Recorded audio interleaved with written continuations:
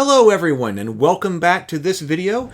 Today we are continuing our video series I'm calling HeroQuest In Depth, which is about one of my favorite games, HeroQuest, and specifically in this video we're going to be talking about Zargon strategy. We've talked a lot about hero strategy in the last few videos, so let's talk about Zargon strategy and what you need to be doing if you are behind the screen in HeroQuest.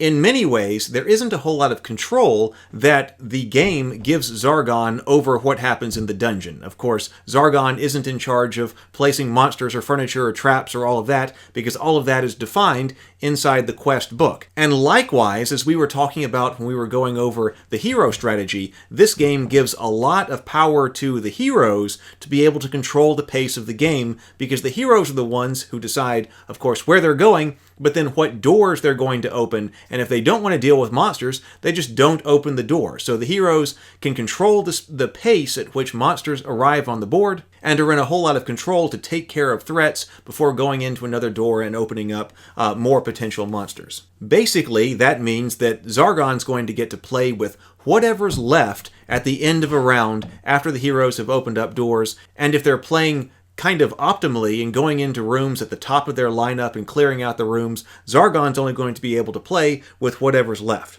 So, what is basic Zargon strategy? Kind of like how we had basic hero strategy? Well, what's the basic strategy by which Zargon needs to be playing? Well, it's this. Zargon needs to be able to throw, or needs to try to throw, as many combat dice against a single hero as possible until that hero is dead. And that's because there is no way to degrade heroes. Damage doesn't degrade heroes. Regardless of whether the barbarian, for instance, has all 8 hit points or just has 1 hit point left, the barbarian still attacks with 3 dice and is just as potentially lethal to monsters and therefore damaging to Zargon as, regardless of the number of hit points there are. So it doesn't do Zargon any good to take a few hit points from all of the different heroes, because their attack strength, 8 dice, generally speaking, when the game starts off, is the same regardless of how many hit points they have. So this means that Zargon needs to be highly targeted in coming in and picking off individual heroes and taking them all the way down. Now, of course, sometimes that's not possible because of all the position and maneuvering, especially if the players are doing that well. It may not be possible for all of the monsters to come in and just hammer one particular hero, so Zargon may have to spread out the attacks. But Zargon needs to be able to focus, or needs to try to focus on one of the heroes, and when that opportunity presents itself, to go ahead and knock out that one. Because what's degrading hero power in general is the loss of a whole hero. Once the heroes start dropping entire characters, well, that's what's actually degrading their combat power and advancing Zargon toward a victory. Zargon needs to think of healing spells and also healing potions if the heroes have gotten any healing potions, basically as extra reserves of hit points. And it would be really nice for Zargon to be able to kill a hero who's carrying a spell, like the Water of Healing or the Heal Body, before that spell can be used, especially if the heroes are in a situation where the wizard has both healing spells.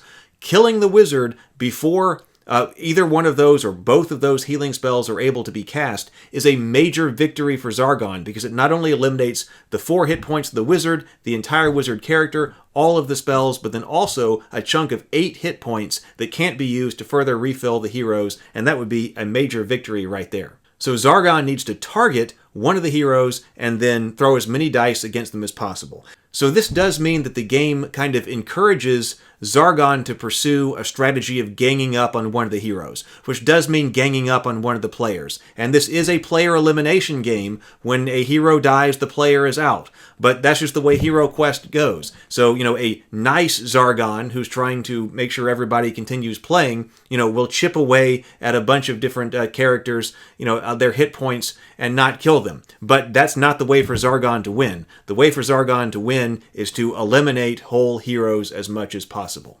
Zargon could have spells, but that depends on what monsters are in the game, and those are specified. But really the application of those spells are the same things. When you've got monsters on the board, throw those dice against a single hero and try to knock them out. So that's basic, but that is your basic Zargon strategy. Be evil and target one of the heroes. If you've enjoyed this video, please come over to my YouTube channel. I've got a lot more there on tabletop gaming, fantasy, even action figures, and I've got where we created our 3D HeroQuest board in jumbo size. That's all on my channel. I've got all my videos organized by playlists, so just find the topic that you're interested in, check out that playlist, and go through it. I look forward to seeing you in another video, and until then, happy gaming.